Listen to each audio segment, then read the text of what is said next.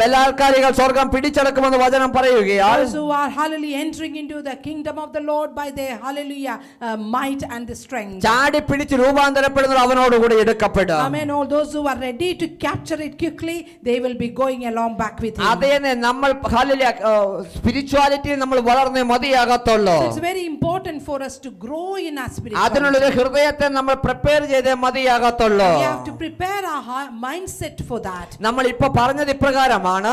We said it like this. അവന്റെ വചനത്തിൽ നിലനിൽക്കണമെന്ന്. We have to hold on to his teaching. അവന്റെ വചനത്തിൽ നിലനിൽക്കുന്നവനാണ് എങ്കിൽ if we are holding on to his teaching, 2 പത്രോസിന്റെ ലേഖനം 3-ാം ഇപ്രകാരം പറയുന്നു. 2 Peter chapter 3 verse 18. കൃപയിലും നമ്മുടെ കർത്താവിലും രക്ഷിതാവുമായ യേശുക്രിസ്തുവിന്റെ പരിജ്ഞാനത്തിലും വളർന്നുകൊണ്ടിരിക്കുന്നവരായിരിക്കണമെന്ന്. Amen. Hallelujah. Grow in the grace and knowledge of our Lord and Savior Jesus Christ. That അതേനെ നീ വചനത്തിൽ നിലനിന്ന് അവിടെ തന്നെ ഹല്ലേലൂയ ആണിയടിച്ച് നിൽക്കാനല്ല ദൈവം നമ്മളെ വിളിച്ചിരിക്കുന്നത്. You heard the voice of the Lord, you know the word of God. He is not calling us to be standing still in one place. He wants us to grow in the grace and knowledge of our Lord Jesus Christ. ഒരിക്കൽ നീ അവന്റെ വചനത്തിലേക്ക് കാൽ വെച്ചിട്ടുണ്ട് എങ്കിൽ once you step into the word of God, ഓരോ നിമിഷവും നീ hallelujah വളർന്നുകൊണ്ടിരിക്കണമത്രേ. You should be growing every moment, every minute of your life. അത് ലോകത്തിന്റെ ചിന്തകളിലല്ലത്രേ. It's not in the worldly thoughts. ലോകത്തിന്റെ ഹല്ലേലൂയ രൂപാന്തരത്തിലല്ലത്രേ.